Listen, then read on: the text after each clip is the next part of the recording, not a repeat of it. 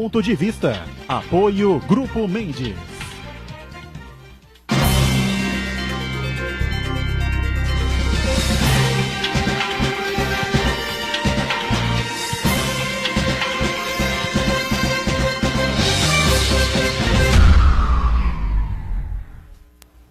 Olá, está começando aqui mais um Ponto de Vista, você sempre conosco de segunda a sexta neste horário, 1h30 da tarde, claro que é o horário do almoço, sempre a tradição da discussão e do debate político, do debate dos temas que formam aqui a pauta da nossa cidade, da nossa região metropolitana e sempre dos assuntos, né, que estão em pauta e que têm interesse nacional também, não são poucos, né? Quando eu digo sempre, eu faço aqui o mantra, quando a gente encerra aqui o Ponto de Vista às 2h30 da tarde, e você que está na reprise que começa às 8 não vai nos cobrar o assunto mais importante do dia, talvez tenha acontecido nesse período, é impressionante, né? Mas todo dia tem uma bomba. Ontem foi aberto, definido pelo ministro Barroso, Luiz Roberto Barroso, da STF, a quebra do sigilo bancário, simplesmente do presidente da República, Michel Temer, né? Então, vamos ver o que vem por aí. Eu duvido que apareça lá alguma coisa escandalosa, escabrosa, algum bilhão de reais ali depositado. Enfim, acho que não é por aí, tá? Mas tudo bem, né? Que é uma coisa realmente nova para todos nós, não é a primeira vez na história, nunca na história deste país, como diria lá o ex-presidente, né? Que também está mais enrolado do que sabe-se lá o quê, né? Aconteceu algo desse tipo, foi violado, quebrado o sigilo bancário de um presidente da República no exercício do cargo, né? Então, sabe-se lá o que pode acontecer ao longo desta terça-feira. Não é que a gente aqui recebe com muito prazer, já aqui na ponta, depois de longo e tenebroso verão, ausente aqui do Ponto de Vista, mas está de volta conosco, né? Adalto Correia, economista, professor, e que colabora e participa com a gente nesta edição de terça-feira. Tudo bem, né, Adalto? Prazer revê-lo. Prazer sempre estar aqui. Eu falei, eu vou voltar. Estou na área novamente. Muito bem. Obrigado, Adalto, por estar conosco, né? E como o tema é finanças, economia, enfim, nada melhor que o secretário de Finanças de Santos, secretário Maurício Franco, também especialista na área econômica, enfim, finanças públicas, para participar com a gente e termos aí um debate interessante sobre todos esses assuntos que envolvem aí economia, área de finanças, enfim. Tudo bem, Maurício? Também prazer tê-lo aqui. Tudo bem, Botolão. Prazer também. Adalto, boa tarde. Marcos aqui também. É um prazer mais uma vez estar aqui no programa de vocês e boa tarde, boa noite, né, também aos nossos telespectadores. Muito bem. Marcos Santana conosco diariamente, acompanhando as redes sociais, as transmissões que fazemos aqui do Ponto de Vista e a sua participação aí com a gente também. Tudo certo por aí, né, Santana? Tudo bem, boa tarde a todos. Doutora, como você lembrou muito bem, até no final do dia teremos novidades e uma delas deve ser a decisão do Superior Tribunal de Justiça com relação ao recurso do ex-presidente Lula de tentar livrá-lo da cadeia nesse momento, né? Que ele está com o pescoço por um fio e o advogado dele, o ex-ministro também do Supremo, o Sepúlveda Pertence, está fazendo a sua defesa oral neste momento. E eu quero cumprimentar você que nos acompanha ao vivo, convidá-la a participar do programa, mandando sua pergunta, crítica, sugestão, pelo Facebook, Ponto de Vista com Eliel Boturão, ou por e-mail, contato@pontodevista.tv.br. O Ponto de Vista também pode ser acompanhado ao vivo pela internet, santaportal.com.br/tv. E os programas anteriores podem ser conferidos, podem ser consultados no nosso canal no YouTube e também na nossa página no Facebook. E você que nos acompanha na reprise, uma boa noite. Em cima desse ponto aí citado pelo Marcos Santana, tivemos uma invasão, né, no gabinete da presidente do STF, Carmen Lúcia, né, por parte da presidente nacional do PT, a senadora Gleisi Hoffmann, acompanhado pelo ex-presidente do STF, também ministro do Supremo, Ricardo Lewandowski, né, e mais um grupo de senadores, deputados, enfim, ligados ao Partido dos Trabalhadores, para que entre em pauta, entre em discussão a questão do habeas corpus do ex-presidente Lula e que seja pautado também, acho que foi, eu não tenho certeza, mas acho que um dos temas também foi esse, né? E seja discutido e pautado e definido aquela questão da prisão em segunda instância, enfim, ou seja, está acontecendo de tudo, não é? Os telejornais, Adalto, eles são pequenos, curtos, né? Para você noticiar tudo o que está acontecendo no país. Né? As redes sociais têm um espaço, evidentemente, infinito, né? Então dá para esmiuçar muito mais. Né? Mas nos telejornais de 40 minutos, 45 minutos, 1 hora, enfim, às vezes fazem edições especiais, né? Porque tem plantão na porta do Palácio para ver o que a assessoria do Temer vai dizer com relação à quebra do sigilo bancário, essa situação envolvendo a presidente do STF. Cabe na cabeça de uma senadora da República, né? Acompanhada do ministro do STF, que foi presidente do STF, invadiram a sala da ministra Carmen Lúcia, cobrando dela uma definição, né? Os telefonemas insistentes do próprio ex-presidente Lula para ela, enfim, é uma situação realmente inacreditável, estamos vivendo, né? Eu queria lembrar, eu até comentei aqui no programa, foi no ano passado, teve uma edição de um dos telejornais, que uma matéria do meio do programa era a prisão de um ex-ministro, alguma coisa assim. E a análise que eu fiz naquele momento foi o seguinte: em outros tempos, isso seria a matéria principal. Mas tinha acontecido tanta coisa ao longo daquele dia que a prisão de um ex-ministro tinha virado uma matéria secundária. Eu falei assim, bom, na realidade nada mais era do que um plantão policial, né? Então, eu fico imaginando o problema que os programas humorísticos estão passando hoje, né? Porque nós temos hoje um humor de muito mau gosto, né? Trágico, mas um pastelão acontecendo. As telenovelas também. Com a sociedade brasileira e que, na realidade, não tem o que se ver. A grande verdade é essa. Né? Você olha o conjunto de notícias e fala assim, quando é que nós vamos discutir Brasil? Nós não estamos discutindo o futuro, nós estamos discutindo prisão, soltura, como foi os últimos tempos do Lula, como foi os últimos momentos da Dilma, como tem sido os últimos momentos do presidente. Se pegar os últimos 3 presidentes, né, inclusive de plantão, né? Plantão, porque é plantão? Claro. Tem legítimo, tempo de duração, mas lógico. É plantão. Né? Mas assim, todos tentando se manter no cargo. Então, porém, eu acho que, não foi só pergunta, a quebra do sigilo bancário do presidente é uma prerrogativa do Supremo, né? Se ele está protegido e tem imunidade, só pode ser discutida no Supremo. Acho que qualquer decisão do Supremo tem que ser cumprida e vista com normalidade. Que é foro especial, porém, aguarde o resultado e a resposta do foro especial. Ela está dada.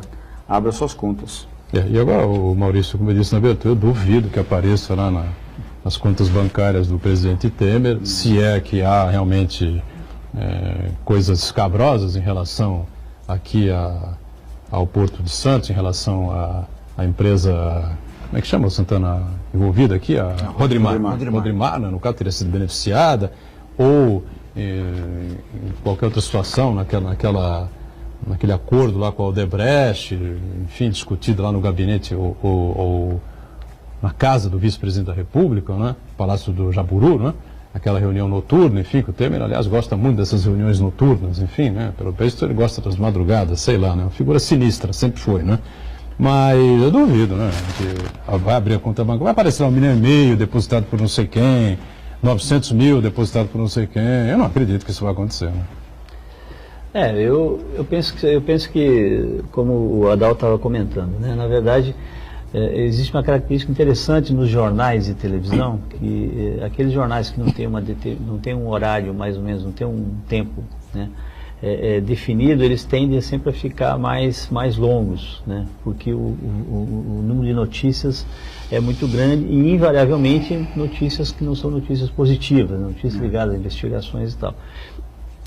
Agora, eu acho também que há um contexto histórico que nós devemos considerar, que é a história do passar o país a limpo, né? Eu acho que esse tipo de situação, é claro que é absolutamente inédito, nós temos uma situação de abertura de contas ou de quebra de sigilo de um presidente da República, especialmente, né, em exercício, mas eu penso que faz parte desse processo todo, né? Ele é doloroso, ele é desgastante, ele tem que levar, e eu acredito que ele leva a sociedade a uma profunda reflexão em relação àquela história, que país que a gente quer de verdade, né? E eu acho que, mais além da classe política também, essa discussão ela tem que se espalhar pela sociedade, né? Então, é importante a gente pensar que é importante que cada um possa dar sua cota de contribuição em relação a isso. Naturalmente, os políticos, né, e empresários, enfim, que estão mais aí mais na vitrine desse processo todo, acaba aparecendo mais natural. Mas eu acho que há uma rediscussão geral da sociedade brasileira. Então, eu penso que, olhando a questão com foco do médio e longo prazo, é salutar. Agora, do dia a dia, concordo com o Adalto, concordo com o Marcos, é doloroso, né? Mas, enfim, a transparência ela tem que predominar. Eu acho que é nesse processo que a gente está, é por esse processo que a gente tá passando e sentindo as dores todas desse processo que é doloroso. Outros países, em outros momentos, também passaram por situações como essa. Agora, Santana, a gente que acompanha a política há tantos anos, né? Eu duvido, realmente, continuo com essa opinião, duvido, ficaria surpreso se aparecer lá, já disse, num depósito de 800 mil, 1 milhão, enfim, dinheiro, uma transferência bancária milionária para qualquer conta do presidente Temer. Mas, de qualquer forma, a outra trancada que ele leva no peito, né? E se tinha alguma ideia de se candidatar novamente, acho que politicamente é a outra trauletada, né, que vai para cima dele. Impressionante como a política nos surpreende cada dia que passa, né? Nunca antes na história desse país um presidente no exercício do cargo teve um pedido de quebra de sigilo bancário como esse. Evidentemente, como você falou, Edgar, não vai aparecer nada na conta do Michel Temer, porque todos os eventuais negócios subterrâneos, os conteúdos de malas recentes e antigas, não vão aparecer na contabilidade oficial, na declaração de imposto de renda do Michel Temer. O Michel Temer ele tem uma trajetória política de mais de 3 décadas, então vamos dizer que é um político experiente em várias coisas. Então não vai ser numa simples quebra de sigilo bancário que vai aparecer o batom na cueca. É verdade, sem dúvida nenhuma. E a coisa vira moda, né? É impressionante. Roubaram o Oscar, simplesmente, né? Da atriz Frances McDormand, que foi eleita ela foi a melhor atriz, né? Não é? Venceu o prêmio da melhor atriz, né? Então. 3 anúncios para o prêmio. Saiu do evento, saiu da festa do Oscar chorando, que sumiram, simplesmente surrupiaram, né, a estatueta dela. Depois foi devolvida, enfim, né? E a polícia já tem aí o suspeito que acabou sendo preso, essa coisa toda, enfim, mas nem no Oscar. Acho que faz. Pessoas com inveja, né, das coisas que vêm aqui do nosso noticiário, né? Falam, não é possível, não é só lá que acontece, então tem que fazer alguma coisa para surpreender o mundo também, né? Adalto, nós estamos vivendo aí momentos difíceis, continuamos aí ainda enfrentando, né? O Maurício sabe muito bem que a gente vai falar agora, a crise econômica, né, que tende ainda a dar alguns sinais de melhora, enfim. Mas o que se vê na prática é que as pessoas não sentem essa melhora no bolso, né? Eu posso só voltar um ponto não. E seguir. Quando falou que está enterrada a possibilidade dele, eu concordo e não acho ruim. Porque a partir do momento que ele está com a imagem desgastada, até porque ele tinha um papel muito claro, que era o ajuste fiscal, todos os ajustes necessários, e um dos compromissos, e eu fiquei feliz e coloquei aqui até no programa. Eu lembro. Alguém que não possa se reeleger neste momento é importante, que vai fazer tudo o que precisa ser feito, e o que precisa ser feito não agrada aos ouvidos, até porque um governo melhora o nível de bem-estar quando gasta mais. Né? É um processo de transferência de dinheiro, de recursos. Quando você faz um ajuste fiscal, que é consertar um movimento histórico, não tem jeito, aquilo é muito doloroso e o resultado é de médio e longo prazo. Então, portanto, ninguém que tivesse a vontade de se reeleger ou poderia estar apoiando um pacote como foi chamado de pacote de maldades. É que tem aquela coisa, né? O Lula está inviabilizado. O Bolsonaro se inviabiliza. Se inviabiliza por si só, né? A gente sabe disso. E fica aquele pessoal dos centros, candidatos ao centro, nenhum deles alcança 2 dígitos, ninguém se aproxima dos 20%. Enfim. Então os espíritos santos de ouvido, né, que cercam o presidente, todos eles vão levando os números de pesquisa. Não tem ninguém, subindo. Você tem a máquina, não sei o quê, entendeu? E evidentemente que ele vislumbrou uma possibilidade. Não, mas não é bom a máquina não estar disponível, porque assim, ninguém vai querer o apoio dele. Não é? Porque é um apoio que talvez contagie ou contamine. Não é? E a máquina está fora. E aí nós vamos ter que começar a repensar, porque assim, o Brasil parou de formar líderes. Verdade. Verdade. A partir do momento que você fala de cara lá da Globo, como é que é o nome do Narigudo? lá? Sim, o Luciano Huck. apresentador. O Luciano Huck, bacana, um respeito pela trajetória dele, Na TV, um né? apresentador de TV, com todo respeito, só estou falando assim, será que nós estamos falando de uma liderança que possa, que tenha, o que ele pensa a respeito das grandes questões? Eu não sei como é que ele teria um processo de negociação com o Congresso, eu não sei, de novo, eu não desqualifico o Luciano pela pessoa, não, o cara tem uma trajetória brilhante. O cara é milionário, eu não. O cara tem mérito muito mais do que a gente conseguiu chegar. Todo mérito, mas nós estamos falando de uma liderança. O Brasil está carente disso. Acabaram-se os nomes. Você mesmo já falou aqui, a eleição de 89, o tamanho da mesa que foi em 1989, Mário Covas, Ronaldo Caiado, Ulisses Guimarães. o próprio Paulo Maluf. Que bacana. Lideranças de esquerda e aquilo era direita. democracia, né? É uma coisa fantástica. Fantástica. Agora a gente fala assim, ninguém. Quem é o presidente da Câmara? Nossa, como é que é o nome dele Maia, mesmo? Rodrigo Maia. Né? Percebe? Está se colocando É também. isso. Né? Mas É uma coisa. não, É uma análise bastante interessante. Sempre é bom a gente repicar isso, é verdade. As grandes lideranças desapareceram, né? Eu acho também, só para agregar aí no debate, eu acho também que nós temos uma situação que a questão do aspecto econômico, né, que você está colocando, Buturão, muito embora nosso índice de desemprego tenha caído pouco, as percepções em relação ao índice de crescimento da economia, redução da inflação, aumento do consumo, eles já estão presentes, já são claros de se ver, já há uma tendência clara nesse sentido. Tem algum outro setor, hoje saiu um índice sobre a questão da produção automobilística de janeiro, que caiu um pouco de novo, mas né, nós estamos naquela situação que está se consolidando a questão do aumento. E é evidente que a economia, né, o professor Adalto sabe, todos aqui na mesa sabem, mas o pessoal que é economista sabe mais ainda, a economia tem uma importância muito grande. Agora, eu acho que nesse debate, além da falta de lideranças, eu concordo plenamente, assim, com esse alcance nacional, realmente a renovação está difícil, né, o resumo seria isso. Tem um outro dado que, assim, quando você pega dos grandes assuntos, a economia sempre vai estar presente. Mas hoje a gente tem um grande assunto que é a questão da segurança no Brasil.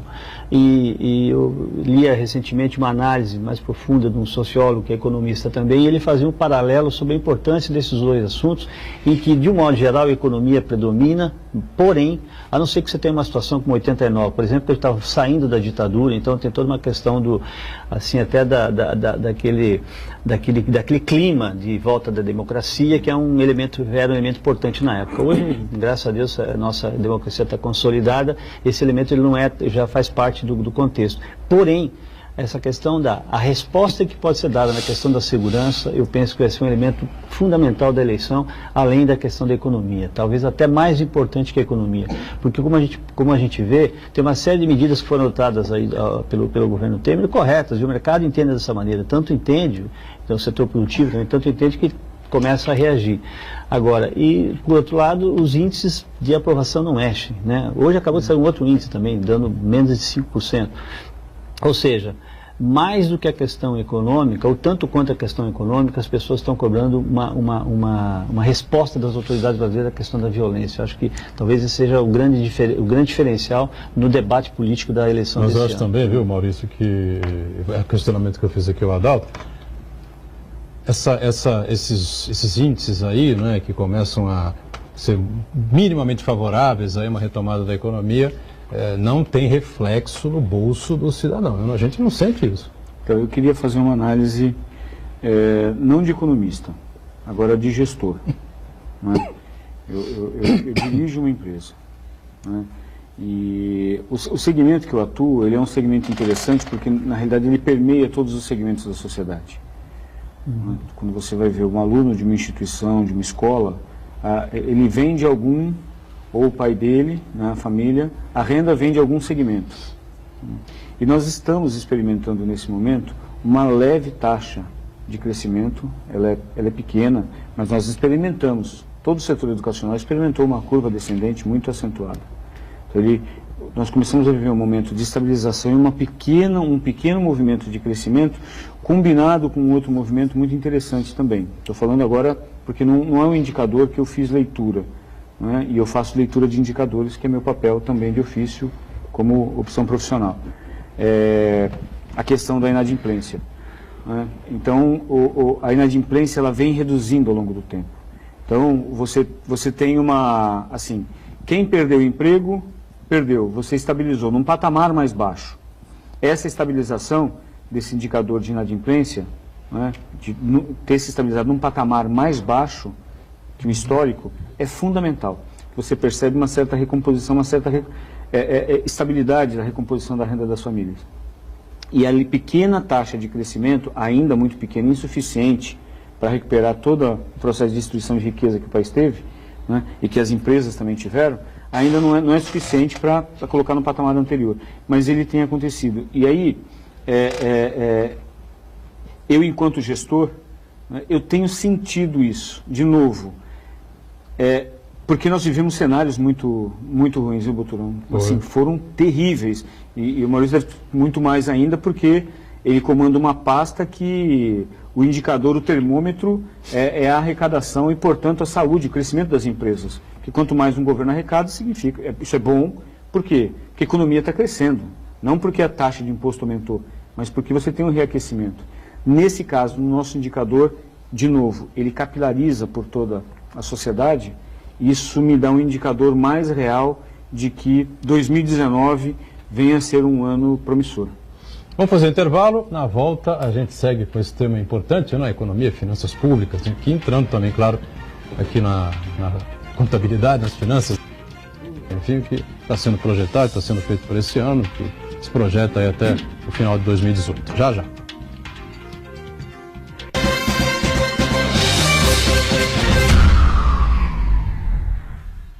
Existe um lugar em Santos onde você encontra os empreendimentos mais fascinantes da região. Um lugar amplo, aconchegante, feito para oferecer o melhor atendimento para você. Um lugar que reúne as melhores opções residenciais e comerciais nos bairros mais nobres de Santos. Um lugar que a gente nem precisava dizer, porque você já sabe. Central de Vendas Grupo Mendes, Rua Guaiaó 55, Aparecida. Venha fechar um bom negócio para abrir as portas do seu novo lugar.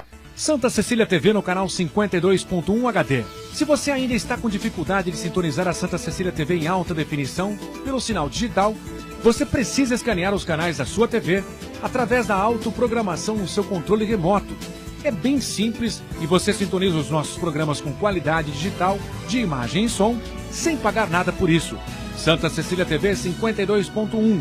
Escaneie e sintonize a maior programação regional da sua TV em alta definição.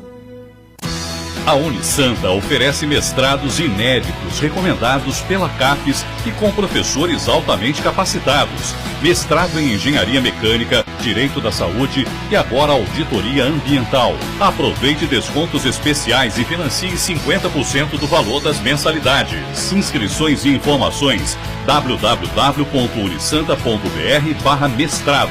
Universidade Santa Cecília. Primeira na Baixada em ranking mundial de pesquisas científicas.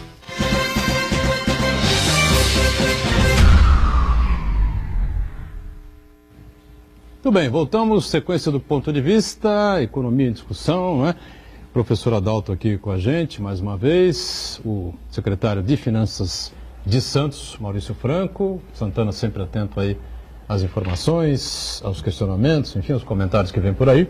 E o Adalto já descreveu um quadro mais favorável, não é, agora para esse início de 2018 em relação à área educacional, e a gente quer saber se isso vem se refletindo também, vem sendo percebido na área das finanças públicas, aqui exatamente na Secretaria de Finanças, em relação à arrecadação que vai entrando, né, secretário? Também Sim. Vem percebendo essa Sim. alteração para melhor? Eu comentava aqui com o Marcos, nós temos, nos tributos, eles são interessantes como termômetro da economia, porque nós temos aqueles tributos que são, digamos, patrimoniais, um exemplo típico disso é o IPTU, eles têm um impacto indireto, né, da melhoria econômica, da melhoria de todo o contexto econômico. Por que eu digo impacto indireto? Porque nós temos agora, em janeiro, todas as prefeituras permitem o pagamento de IPTU em parcela única, né? Nós sentimos um aumento da quantidade de pessoas que pagaram em parcela única, né? Lembrando que o IPTU em Santos ele foi corrigido 3%, que era o que a gente projetava de inflação na época da confecção dos carnês, lá por volta de setembro, outubro do ano passado. Então ele foi corrigido em termos de reposição da inflação em 3%.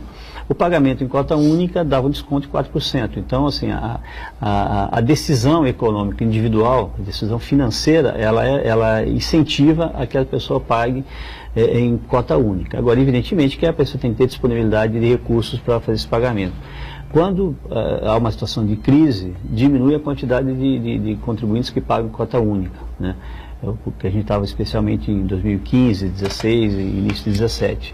A gente sentiu um aumento aí por volta de 10% a 15% do aumento de contribuintes que pagaram em cota única, o que demonstra, como eu disse, de uma maneira indireta esse impacto. De uma maneira mais direta, nós temos o crescimento também de tributos como o ICMS, né, que é o Imposto de Circulação de Mercadorias e Serviços, e também o ISS, né, que é o principal tributo, né, em termos de arrecadação, que a gente observou o crescimento também. E aí de uma maneira mais direta em relação à atividade econômica. Muito bem. Antes da gente voltar aí em questão da prefeitura, enfim, claro que as finanças públicas são importantes, a questão o funcionalismo público aí pressionando o prefeito e, consequentemente, o secretário por um aumento, se não me engano, de 7% ou 7,5%, alguma coisa assim, a prefeitura oferecendo 2%, mais um lá na frente, enfim. O secretário vai explicar aí quais são as condições do momento. Mas, Adalto, a Bovespa vem apresentando aí números bastante significativos desde a virada do ano. Já vinha no ano passado, né? Mas esse ano começou forte, enfim. Eu não sei o que aconteceu ontem com relação à BRF, né? Com o escândalo lá da exportação de frango, enfim, né? Das condições sanitárias que essa carne de frango era exportada e tal. Mas, de maneira geral, vem sendo um investimento interessante, né? Mais uma vez, né? Bem, vamos separar a Bolsa de duas formas. Primeiro, o que é o mercado de ações, o que ele representa, e aí o que é investimento, né, nesse segmento. Primeiro que nós tivemos uma crise, óbvio que a história vai mostrar se essa foi a maior crise da história, né? Deixa passar um pouquinho, quanto mais a gente se afasta, mais nítido fica. Porque crise ruim é aquela que você está passando. Então a crise de plantão é sempre a pior crise, né? Porque você está sentindo ela no momento e os livros de história não são tão calorosos assim. Mas nós tivemos um processo de destruição de riqueza muito forte. O valor das empresas se depreciou muito sobre o potencial efetivo. E vamos lembrar que as ações não refletem somente o valor da empresa no momento, mas reflete também o potencial que ela tem, né, do segmento que ela atua, o potencial de exportador, né, enfim. Então você teve a variável, o Brasil ficou barato, porque por causa da crise. Quando chegou a custar a Petrobras R$6, a Petrobras não custa isso. É uma ação. Não custa uma ação da Petrobras, não custa R$6, pelo amor de Deus. Qual o tamanho do ativo, qual que é o potencial de crescimento futuro, né? Qual o potencial do pré-sal, isso é gigantesco. Então é óbvio que o mercado... Público consumidor interno. Também. Exatamente. Então, aí você teve um processo de recuperação e também teve aquele descolamento que foi bom. Né? A economia se descolou um pouco da política. Porque o que nós estamos vivendo aí não é política, não é um movimento político. Toda essa crise moral, essa crise da Lava Jato, tudo isso que nós estamos passando, que a história vai deixar grandes ensinamentos para nós, tudo isso vira história e vai ser muito bom. Nós vamos olhar para trás e falar assim, ó, vai ter um corte de tempo que vai dizer de 2000 não sei quanto a 2000 não sei quanto, foi um período onde o Brasil lavou, né? Lavou a alma, e assim, nós vamos mudar de patamar. Ele vai ser melhor, nunca vai ser totalmente branco, não é totalmente limpo, mas ele vai ser mais clarinho. E esse descolamento foi muito importante. Não é? A pena é que o Brasil de futuro não está na pauta. O que está na pauta não é a reforma da Previdência, que saiu da pauta oficialmente, porque não pode estar na pauta, que pena, não é? E a história não leva desaforo para casa, a economia também não. Nós vamos pagar esse preço. Todos os ajustes que nós precisávamos fazer pararam.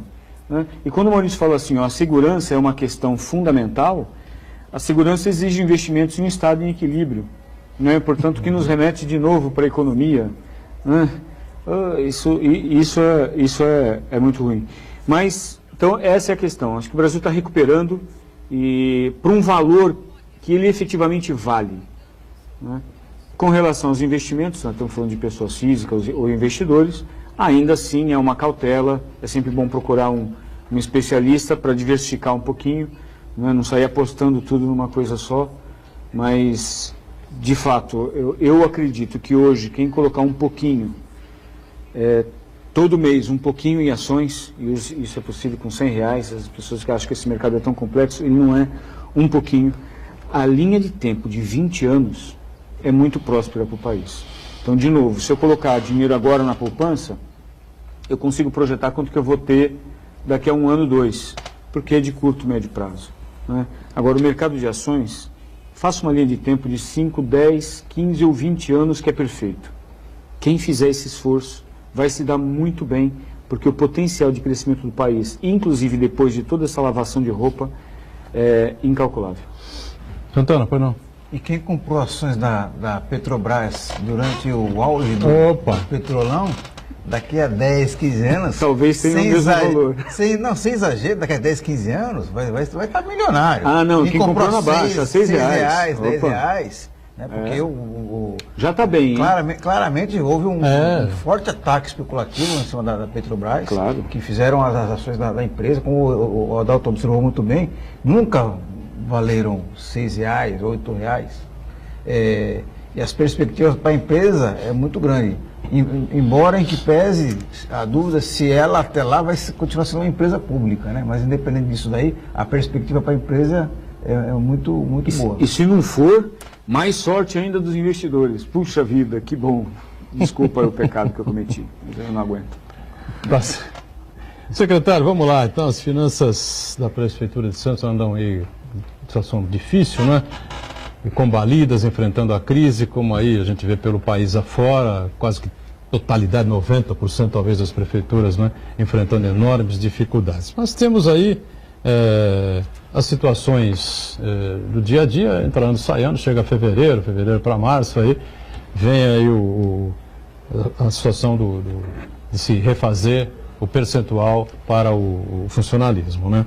E parece que os dois sindicatos estão ali mais ou menos no mesmo patamar, querem 7% ou 7,5%, vai poder explicar, e a Prefeitura oferece 2% agora, é isso? É isso. Bom, primeiro em relação se me permite, em relação à questão da situação das prefeituras de modo geral, né? 80% a 90% das prefeituras enfrentam dificuldades. Não vou aqui ficar mais uma vez repassando na questão da crise, em especial dos últimos 3 anos. Especificamente em relação à Prefeitura de Santos, a gente vem desde o ano passado definindo uma série de medidas de ajustes, né, medidas que uma outra vez que eu tive aqui eu detalhei um pouco mais, mas assim rapidamente para dar alguns exemplos, questão de renegociação de grandes contratos para redução de despesas, né, e basicamente aí é um pouco, o professor Adalto falou em gestão, é um pouco por aí, né, um pouco daquela receita de redução de despesas e incremento de receitas que é a lição de casa a ser feita. Nós fizemos a renegociação de contratos, no ano passado fizemos também um refis, né? Aí, um refis geral, o que eu chamo de refis de varejo, quer dizer, para qualquer contribuinte ele poderia entrar tendo débito e atraso com a Prefeitura. Nós passamos na Câmara a lei da adequação à lei federal do recolhimento do ISS em transações de cartões de crédito e plano de saúde no local, né? Essa lei federal mudou e nós fizemos essa adequação. Houve a correção das tarifas do ISS do Porto também, passando de 3 para 5, foi bastante notícia no final do ano passado. Enfim, foi uma série de ajustes que nós vimos fazendo aí ao longo, em especial do meio de abril, maio do ano passado, de 2017 para agora. E como sempre acontece no setor público, uma série de medidas elas demoram um pouquinho para dar resultado, né? Não é diferentemente do setor privado, que você pode tomar uma decisão hoje, ela vai dar um resultado a partir de amanhã. No setor público sempre acaba demorando um pouco mais. mesmo na questão da renegociação de contratos, como a gente estava pagando contratos de um outro momento, então você tinha ainda, digamos assim, o valor anterior, o valor cheio ainda dessa fatura, né, agora na virada do ano que a gente começou efetivamente a sentir na questão do fluxo de caixa o pagamento dessa renegociação. Enfim, tem uma série de medidas que foram tomadas, estão sendo tomadas aí pela Prefeitura, não só no aspecto, como eu disse, do crescimento de receita, mas também na redução de despesa. Naturalmente, há bastante coisa para ser feito, eu acho que isso é um desafio que você tem, acho que eu diria assim que quase todo gestor municipal hoje tem esse papel, tem esse dever, e não só o gestor de finanças, né, mas também os demais gestores e a administração do prefeito Paulo Alexandre está ciente disso. Agora, o que a gente sente, como já foi falado aqui, também já comentei, há uma situação de melhora de contexto econômico, né? E lembrando também, Boturão, em relação ao que você colocou, assim, a economia ela é feita muito de percepção, né? Ela trabalha muito com percepção, assim como ela trabalha muito com perspectiva. Quer dizer, invariavelmente os economistas colocam, não é só uma questão de indicador, é uma questão de percepção também, né? Que as coisas acabam acontecendo. Se a percepção das pessoas é favorável, ela é favorável. Ainda que, como eu ouço com frequência, as pessoas dizem, olha, mas o governo diz que a inflação é 3%, mas eu não sinto que seja, assim, eu acho que é mais. Mas aí é uma percepção contra um indicador, né? Então, assim, claro que de repente a cesta de produtos que aquela pessoa compra teve um índice médio de 5%. E a inflação é 3%, só que tem que considerar. Então, faz essa distinção entre indicadores de percepção. Por que eu estou citando isso?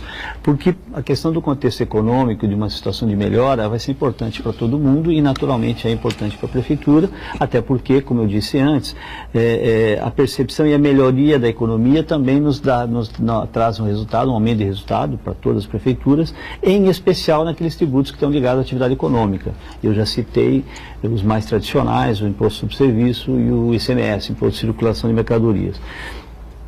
Enfim, as ações que estão sendo tomadas e foram tomadas, elas têm naturalmente um tempo, né, para dar resultado, né? Então, o pessoal me pergunta muito, e como é que vai ser essa questão, por exemplo, do ISS do Porto?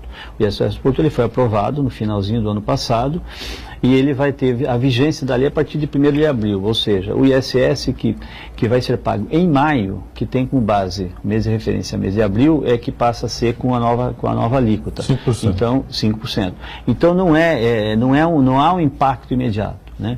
E essa questão agora, falando da questão da proposta salarial, leva tudo isso que eu falei em consideração, naturalmente, né? Uma responsabilidade de a gente fazer uma oferta que procure valorizar o servidor público, que procure recompor, mas também evidentemente não comprometa a situação da busca do reequilíbrio financeiro que nessa busca que nós estamos.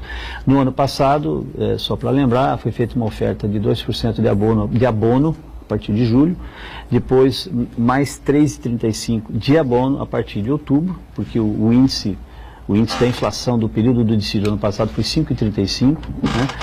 E finalmente, no final do ano foi incorporado ao salário. Em dezembro foi incorporado 5,35% ao salário, inclusive pagando 13º com o índice reajustado. Essa foi a proposta colocada em 2017. A proposta de 2018, ela é bastante diferente para melhor no seguinte sentido, no que nós estamos ofertando? 2% agora, né? Um detalhe, uma informação importante.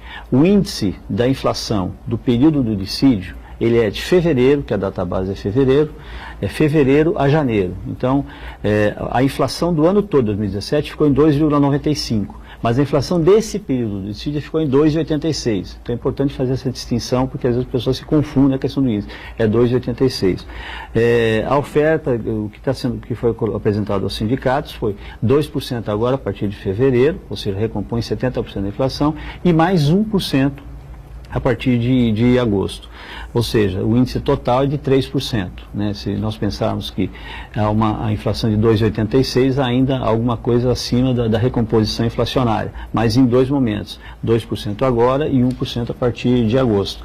E justamente porque, como eu disse, há necessidade de a gente fazer um casamento entre a realização efetiva das novas receitas ao longo, em especial do primeiro semestre, com a conclusão ou com a segunda parte do da correção que está sendo proposta pela Prefeitura. É uma pena, não é, que a lei não permita que você separe, né, faça uma separação ali do funcionalismo em relação a valores, né? Aquele pessoa que ganha, vamos chutar um número aqui, que é razoável, até R$5.000, você vai dar um reajuste de 7%, 8%. Daí para cima, você dá um reajuste menor, né? Porque tem sempre essa reclamação, o pessoal ganha muito pouco e a maioria ganha pouco mesmo, tá certo? Então, eu não sei se seria... Você acha que seria importante um projeto de lei para pensar nisso, Adalto, ou esculhambaria toda a organização financeira dos municípios? Eu vou fazer uma... Quando saiu o índice, o Maurício deve lembrar, há muito tempo atrás, falava o índice regionalizado, a inflação por estados. Eu entendi que isso era uma distorção, porque a partir do momento que, óbvio, que em regiões mais metropolitanas e com maior densidade demográfica, maior índice de crescimento, os preços tendem a subir mais. Então os índices salariais subiriam mais nas regiões mais ricas, o que provocaria ao longo do tempo uma percepção, uma sensação falsa de que R$100 na minha terra, em São Paulo, enquanto aqui se paga 100, lá se pagaria 110, então eu vou em busca de 110, só que talvez 110 comprasse menos que 100 em outra região. As distorções são muito complicadas, né? Depois você vira um samba do crioulo do olho que lá na frente, quanto tempo dura isso? Começa a haver um achatamento também da aproximação da base com o topo, e aí o topo começa também a brigar. Assim, você vai jogando para a história essa questão. A discussão que eu prefiro, e óbvio que é uma discussão macro e muito difícil para quem está na ponta ali, e as prefeituras que ficam com a menor parte do bolo, recebem a maior pressão, né, porque a onda explode, ela estoura, as pressões sociais acontecem na porta do prefeito. Não existe governador para um cidadão comum, não existe o presidente, a figura do presidente, mas existe o secretário de obras, o secretário de saúde, não é? Existe o pronto-socorro, existe agora, então ferve, não é? Só que essa estrutura de governo ela é menos provida de recursos. Mas o que nós estamos precisando hoje, mesmo efetivamente, é repensar definitivamente o tamanho do Estado. Eu queria, a pergunta genérica que eu faço, né? Secretário, se nós parássemos hoje de dar qualquer tipo de reajuste, o que óbvio isso não é possível e nem desejável, ainda assim haveria um crescimento natural da folha, um crescimento vegetativo das folhas. O problema é que essa curva desse crescimento vegetativo ao longo do tempo, não é, ele se torna insustentável. Não é? Então, assim, nós temos um modelo onde, independentemente do reajuste, ao longo do tempo, você leva as prefeituras para o precipício. Então, se hoje nós congelássemos assim, não tem reajuste para ninguém, quanto tempo demoraria? É um ceteris paribus, né? Uma análise... Para aumentar a folha? 6 meses, talvez. Para todas as outras variáveis e analisa só isso. Não, estou falando uma curva de tempo em anos, né? Então, nós temos que repensar muito a eficiência do Estado.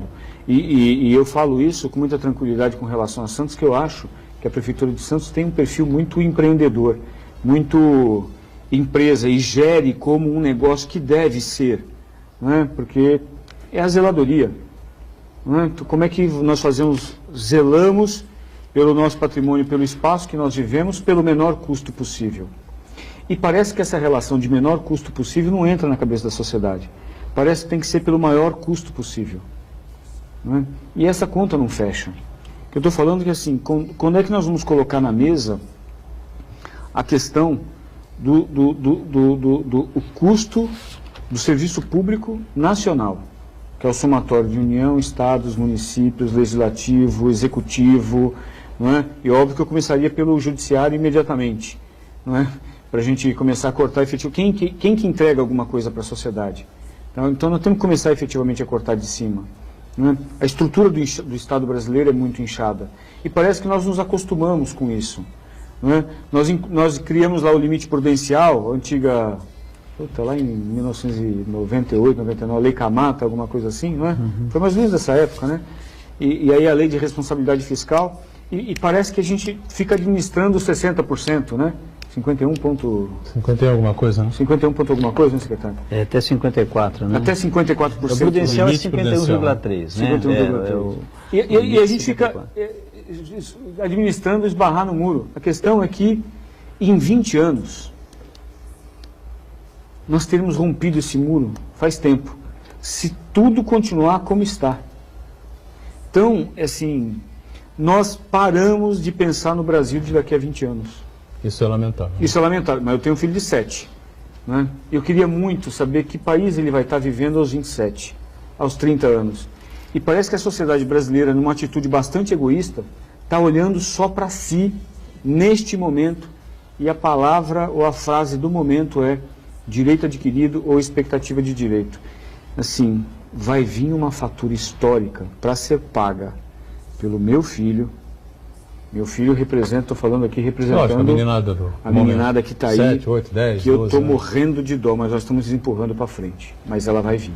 Vamos para o intervalo. Na sequência, a gente volta aí com o ponto de vista. Em instantes.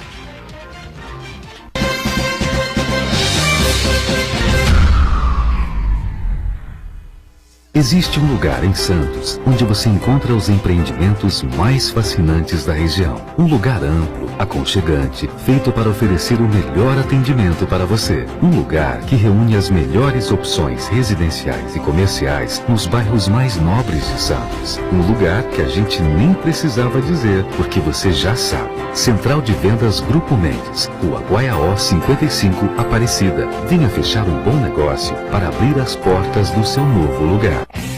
Nesta quarta, 8 da noite, no estádio Uricomussa, Portuguesa Santista e Belo Clube. Vá ao estádio conferir a Briosa. Vamos lotar o Uricomussa e torcer pela Portuguesa Santista. Nesta quarta, 8 da noite, jogo transmitido pela Santa Cecília TV, ao vivo e com exclusividade. Apoio Universidade Santa Cecília. Em 1857, operárias nova-iorquinas protestam na fábrica onde trabalhavam. A fábrica foi incendiada por policiais para contê-las, resultando na morte de centenas de mulheres. Em 1911, foi criado o Dia Internacional da Mulher no dia 8 de março. Esse dia não representa só as mulheres, mas suas lutas e conquistas. Homenagem do Sistema Santa Cecília de Comunicação ao Dia Internacional da Mulher.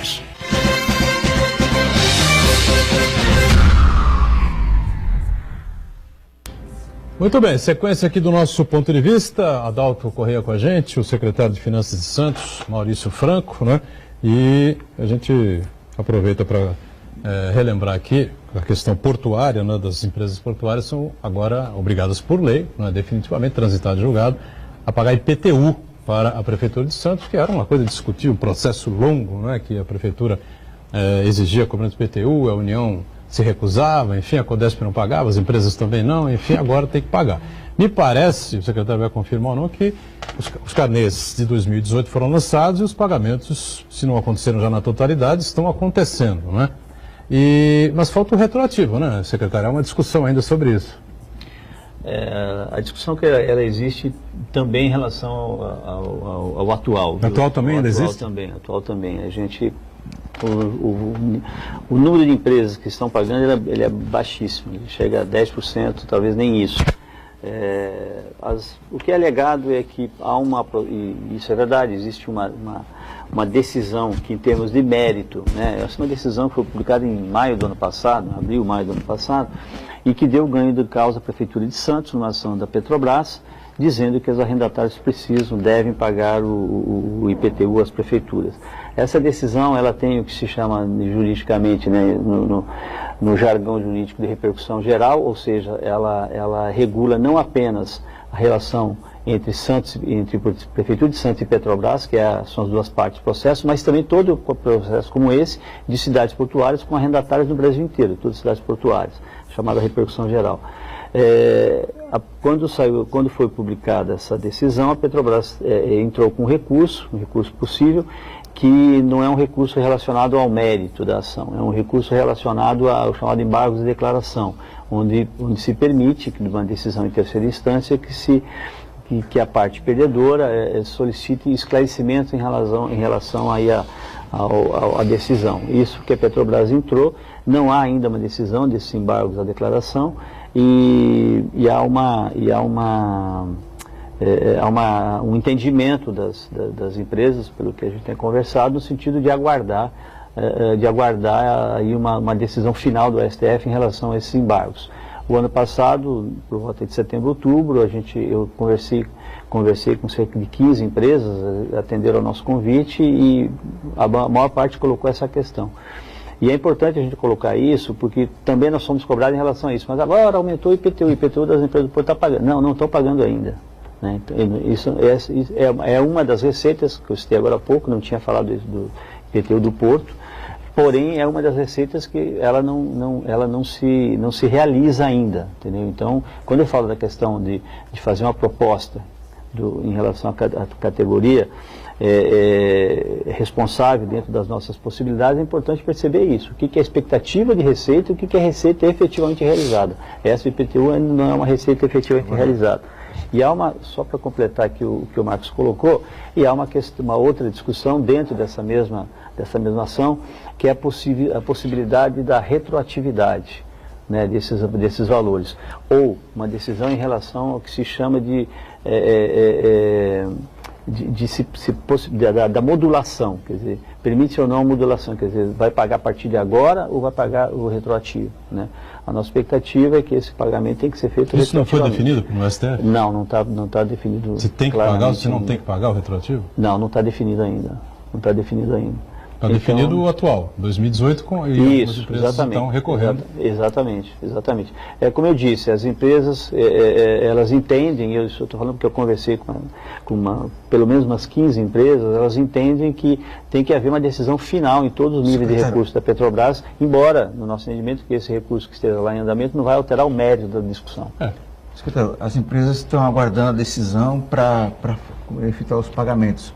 Mas aí, no caso, quando elas começarem a efetuar os pagamentos e, mais uma vez, confirmando a posição favorável à Prefeitura, não vai ter nenhum tipo de refis, né? Elas vão pagar atrasados com multa e juros também, né? A partir do momento que houver essa definição, vai ter que ser feito o cálculo, porque, naturalmente, Marcos, cada empresa tem lá o seu tempo de contrato, vai ter que ser revisto todos esses cálculos, como é que a gente tem que fazer a correção, como é que é a relação, porque tem toda uma história aí do Porto que quando nós nos debruçamos, você vê cada empresa tem um relacionamento com o Porto diferente, né? E também no segundo semestre a gente fez um trabalho muito forte, até houve aí a colaboração de vários órgãos, de fazer de um acerto até do cadastramento do que seria a parte de ocupação de imóveis dessas empresas no Porto, né? Então tem que ser visto caso a caso. Muito bem. O Adalto, fugindo um pouquinho desse tema, então voltando novamente à política, o ministro da Fazenda, Henrique Meirelles, não é, que é a cara do atual governo, não é? Agora parece que a cara do governo passa a ser o ministro Raul Jungmann, né? Dominando aí a pasta da segurança pública, enfim, se é que isso vai dar algum resultado que se possa aproveitar, que se possa, né, usar como bandeira numa campanha eleitoral, porque a coisa, em tese, eu acho que vai para o espaço rapidamente essa intervenção militar, essa intervenção federal, na verdade, na segurança pública do Rio de Janeiro. Mas o Henrique Meirelles era a cara do governo, enfim, colocar as contas em ordem, ajuste fiscal, reforma da Previdência, essa coisa toda, né? E ele se coloca como um pré-candidato à presidência da República. Ele, na verdade, cumpriu aquilo para o qual ele foi nomeado pelo presidente Michel Temer. Tem o que apresentar na campanha eleitoral, porque, como eu disse no primeiro bloco, a gente não sente na rua, entende? O Maurício colocou bem, a inflação oficial é 3% no ano, então as pessoas sentem mais, né? Sentem que o supermercado aumentou, sentem que alguns produtos da feira sobem, enfim, a dificuldade continua grande, né? Olha, não quero aqui defender a pessoa do Henrique Meirelles, né? Vou falar enquanto técnico da pasta, né? Ele foi presidente do Banco Central, vou pegar a história dele, e depois enquanto ministro da Fazenda. Eu entendo que o papel dele, ele cumpriu. Porque é muito duro você ser dono da receita, mas não é dono da despesa. Assim, ó, tá arrecadando, tá bom, mas não é ele que define o gasto. Não é? E a culpa, eu acho que o Maurício deve estar entendendo o que eu estou falando, né? Porque o equilíbrio das contas é responsabilidade do Maurício. Mas o talão não está na mão dele. Não é? O talão está nos diversos serviços prestados e a pressão por mais gastos é sempre muito difícil. Se eu for pegar o índice de inflação, aí eu vou falar enquanto economista, né? Nós, em função dos anos 90, dos anos 80, temos vivido um processo inflacionário muito alto. Nós tínhamos uma relação muito estranha com o índice de inflação, que era uma relação de recomposição salarial. E a inflação nunca disse, ou nunca pretendeu dizer, o índice de inflação, o quanto efetivamente as pessoas estão perdendo. Mas ele mostra uma tendência, até porque é um índice nacional. Não é possível que um Brasil de dimensão continental, regiões com densidades demográficas e níveis de desenvolvimento, produção e consumo diferentes, tenham a mesma flutuação de preço.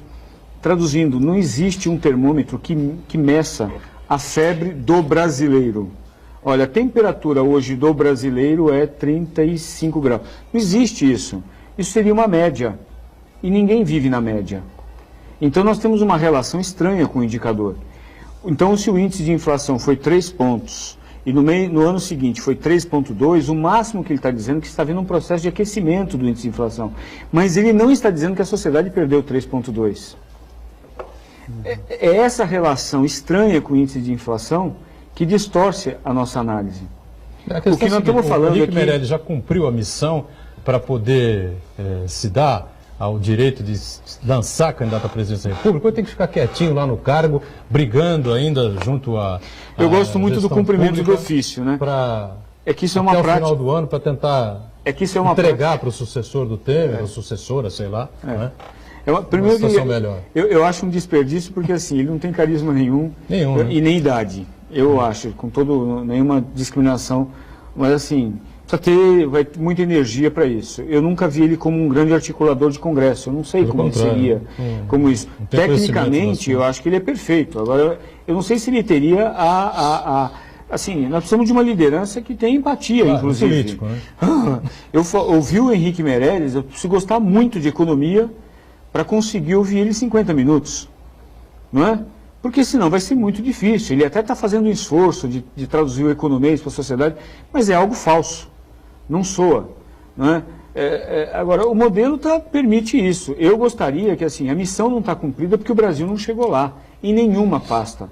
Segue até o fim aí do governo, cumpre a missão. Eu ainda sei quem é o ministro da Fazenda, mas eu lembro quando eu era garoto, eu lembrava quem era o ministro da Educação, quem era o ministro da Defesa. Nós sabíamos todos os ministros. Hoje, eu sei quem são os ministros do Supremo. É uma pena.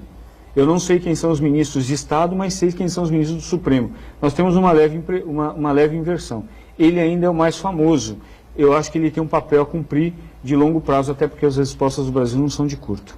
O Eduardo tocou num ponto interessante, que é muito importante, que é o sentido de sair o dinheiro, não de economizar, nem de... Né? Porque eu achei quando você falou que o novo ministro é a cara do governo Raul Jungmann, eu achei que você ia falar o Carlos Marum, né? Que é o ministro que tenta explicar as coisas inexplicáveis e sem sutileza alguma. Esse é o queimado, né? O arroz queimado. Então, essa é mais a cara do governo Temer do que o Raul Jungmann. Mas eu acho que é fundamental, isso que o Eduardo falou, de para onde vai o dinheiro, né? Porque esse governo, não só esse governo, os governos anteriores também, eles têm uma, entre aspas, dificuldade tremenda de ceder às pressões de grupos econômicos específicos, de oferecer desonerações, financiamentos subsidiados e assim por diante. Enquanto a gente não fizer esse equilíbrio do pagamento, para onde vai o gasto do governo, a gente vai continuar patinando. Enquanto não se fizer uma revisão desse pacto federativo, né, secretário? Os municípios receberem pelo menos um mais considerável desse bolo tributário. O Adalto colocou essa questão agora, e eu lembro que pelo menos nas 2 vezes anteriores que eu tive no programa, eu falei sobre isso, né? E eu acho que isso é uma, como se diz antigamente, é uma cantilena de todos os secretários de Fazenda, especialmente os municipais. porque, como já foi lembrado aqui, né, o presidente da República, claro que ele sofre pressões, mas o cidadão não vai bater na porta do Palácio do Planalto, né? Com raras exceções também não vai bater na porta do Palácio do Governo do Estado e tal. A Prefeitura, e o prefeito, os secretários, enfim, toda a máquina municipal sente a pressão no dia a dia, né? Porque, como se dizia antigamente, as pessoas moram no município, né? Então, essa pressão, sem dúvida alguma. E é uma curva que a gente fala que é como se fosse um gráfico invertido, né? Quanto mais responsabilidades a gente tem em termos de pagamentos, que são os municípios, menor é o percentual de arrecadação.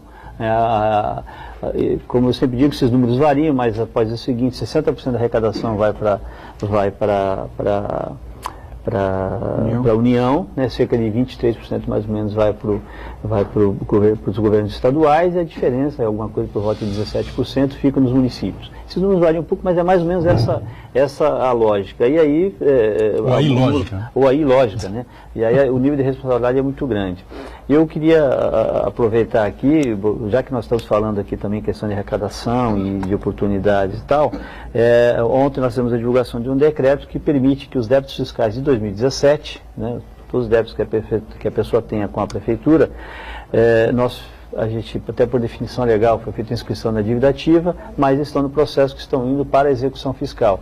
Então, nesse mês de março, a gente abre um espaço para que aquelas pessoas que queiram renegociar esses débitos com a prefeitura, eles possam fazê-lo. A opção, a adesão é até 28 de março, pode parcelar em 10 vezes. Não é um refis, viu, Marcos? Você perguntou, não é um refis, porque o parcelamento é feito com uma taxa de juros de 1% ao mês. De qualquer maneira, é uma oportunidade, antes da gente fazer a execução efetivamente, que a pessoa compareça, entre em contato com a prefeitura, pode ser no poupa-tempo, mesmo na sala de arrecadação, para fazer aí o acerto desses débitos fiscais de 2017, antes da execução fiscal e antes também do protesto, que a partir desse ano a gente vai poder protestar esses débitos. Então é uma oportunidade agora nessa janela de oportunidades, no dia 5 de março, agora de ontem, dia 5 até o dia 28 de março, a pessoa pode fazer essa adesão, e obrigado pela oportunidade de fazer essa divulgação. Bem, obrigado ao secretário por estar conosco, secretário de Finanças de Santos, Maurício Franco, obrigado ao Adalto, aqui de volta, com certeza vai seguir com a gente aí durante 2018. Obrigado, Santana, está sempre conosco diariamente, né, acompanhando as redes sociais. E a você, né, estamos sempre juntos, de segunda a sexta, programa ao vivo aqui na Santa Cecília TV, 1h30 da tarde, né, reprise, 8 da noite. Valeu, gente, obrigado, tchau.